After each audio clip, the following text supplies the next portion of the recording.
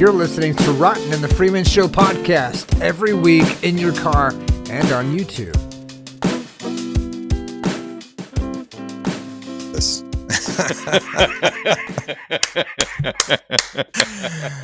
Yeah, that's good. Welcome, guys, to Rotten and the Freeman Show, where I am Freeman. And I am Eddie Rotten. Welcome all.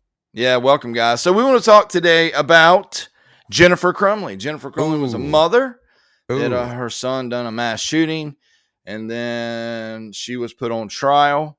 Yeah. For just letting it happen, basically. Yeah. She done nothing, but it's kind of weird. You know, her son done a mass shooting, and she was put on trial for feeding the fire, and now she is going to prison after her son got life in prison. So, unacceptable. I'm on the really kind of heartbroken about this. You know, unless you like, all right, let's break the ice. Yeah, say like if you bought your kid a $20,000 car, and they go out and they drink and drive and they get a DUI. Yeah. And then they drive again, or even if they do it the first time, they drink and drive and they kill somebody. There's no chance that the parents that bought that car would be put on trial for really the murder that was done because the people voluntarily drank and they voluntarily drove the car and they crashed and killed someone.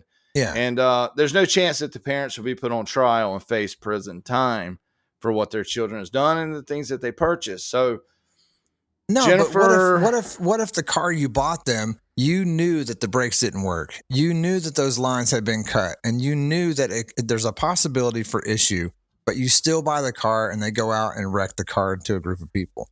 Then you would be. I mean, if it was found out that you knew this stuff already, you did nothing about it, you neglected to tell anybody about it, and you let it happen, and that's what's happening to Jennifer Crumbley, her poor son, because he said it. He needed help a long time back. Yeah, the signs were all there at the school. Yeah. He begged for help, pretty much. He said he needed help. He wasn't right. The school ignored it. He kind of took things into his own hand, and he was ignored full circle, and went and committed a mass shooting in a school. Yeah. So did his parents bought him the gun then? Yes. From my understanding, they bought him the gun, and that was considered to know your son needed help or whatever. But, we all have kids. Our kids, they have life trials. And sometimes, whether it be... Well, she's convicted of manslaughter for her son, right? Like now it's her case. So he's in prison for the rest of his life, which he does need to be locked up, and there does need to be some therapy and some action taken. But now he's in with everybody else that needs mental help too, right? And his mom is going to be in a Gen Pop prison. Is what they're saying. 3 hots and a cot. 3 hots and a cot. That's what it is. I don't even know what's happening to his dad yet, but they knew that he needed help. They knew that mental instability was there, and they did absolutely nothing about it. There's a disposition or some kind of disease that they're coming up with that says that the parents or one of the parents or both the parents want the attention for their kids' disability. And so they do nothing about it so they can have conversations with people saying, yeah, my son is da-da-da. And it gives them some kind of power like a tax over the kickback. It gives them some kind of power. Yeah, it makes them powerful inside a conversation, makes them feel good that somebody's focusing on a very narcissistic way to think. But I feel bad for the kid. He's in prison forever. Who knows if he's going to get the mental help? And he did. Yeah. People knew he was sick. I've known parents to do things like that, Rotten. That like here in the state of North Carolina, if your kids score real low on like an IQ test, you get a kickback from the government. Almost, I think, like a monthly check, maybe more on your taxes, something like that. But what do you mean? If they score too low on a test? Yeah, and some parents know things like that, so they set out to have their kids score low so they can be rewarded with the kickback from the government here in the state of North Carolina. And I've seen it done. I've seen it done with kind of close family, to where the in-laws are, kind of a bartering system and have done things like this. So, You know, Dude, it's that's to use your not kids good. as a crutch is something that I don't think anybody should do. But No. the school should have picked up on this. They knew the problem. When it comes to mental things, a lot of times people ignore it. Like I've seen people attempt suicide and fail, and they're all but mocked behind their back. Oh, they just want attention. But then I've Yeah. known people to commit suicide and land the deal, and it's very different. Planning Yeah. a funeral is very different. So the people that fail, it's a true sickness. For the parent to face prison time over, because like if you knew your kid was depressed and you're like, they're wanting to do this, they're wanting to take this up or that up, even though it was a Yeah. gun, you're trying to bring happiness to your child. Yeah. And And the parents, the poor child that died because of this, yes, the people that are hurt and the people that die from things like this, my heart goes out to them too, because those kids went to school together, right? And so yeah, he knew that there was a problem too, and he can't do anything about it. He just hopes that somebody's paying attention and listening to this person, so they never fly off the handle, which is what happened. And so it seems very backwards. You tell me about this thing inside South Carolina, to where you're rewarded if you do bad on a test. What if you do good on a test?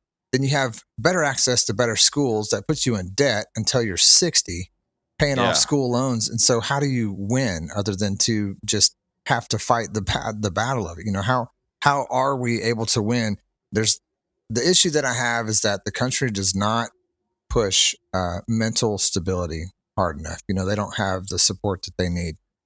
yeah. And even here in And the state of North Carolina now, there's no really background check. As long as you got an ID, you can pretty much buy whatever you want. You can walk in the store and walk out with a really, firearm. oh And man, I know you're in Texas, and people just have a bad day, man, and just ruin a lot of people's days. yeah. It depends on where you're at and Just, what neighborhood you're in. You can go to a gun show and buy pretty much anything, but like if you go to Academy or something who does not sell the AR platform anymore, right. you like I think it's Cabela's doesn't do it, the Bass Pro Shop doesn't do it, Academy doesn't do it. They all removed AR platforms from uh, selling them. It's like Yeah. you have to buy those online and have them sent to a gun store. But they do extensive backgrounds at these places. They don't sell those platforms, but they do extensive background um, checks. And so I wish that they Right. would do that. If you do have a high powered rifle like this kid had, what kind of Yeah. gun was it? It was I honestly don't even know. I have to look it up, but I think it was a high powered rifle. I think that if you have those, there should be a law in place that says, you re up on your training, you re up on your mental stability, and make sure that everything matches for you to be able to attain or keep a firearm like that. And other countries do it. We can do that here too. I don't know why, like the NRA doesn't work with the government to make stuff like that happen. I'll type it in.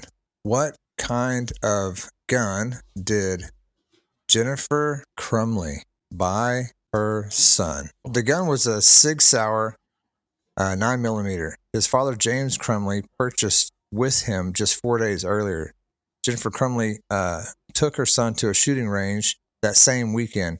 Man, so it was just a pistol. It's just interesting, dude.